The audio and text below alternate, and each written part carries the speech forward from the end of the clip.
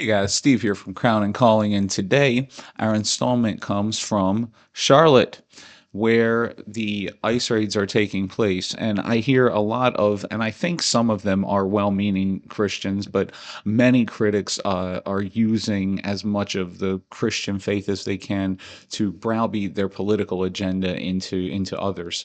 And they're usually going to, we've got Romans 13 open here, and it says, let every soul be subject to the governing authorities, for there is no authority except from God, and the authorities that exist are appointed by God.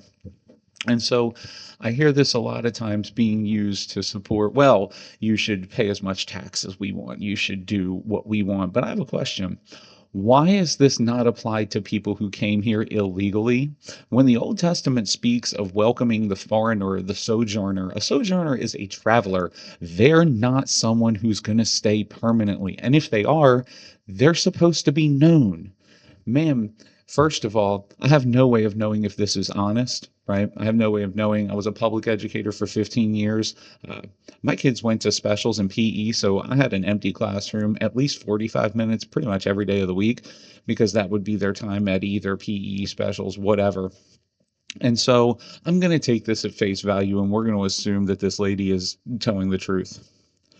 Our classrooms were empty. If they're empty, we have an even bigger problem than we thought. Now, look, I'm just going to leave it here. It is possible for two things to be true at the same time.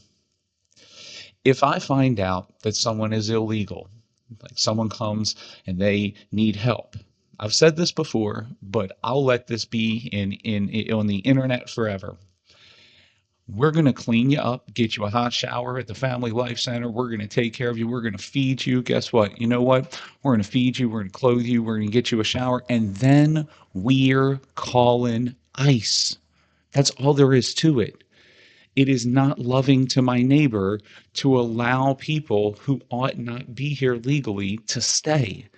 It is not loving to that person to allow them to continue to circumvent the laws of our nation. And so both of these things can be true at the same time. I can both love my neighbor and submit to the governing authority, which says they're not supposed to be here. And so, with as much sympathy as we might have, the reality of the situation is these laws were broken when they came here.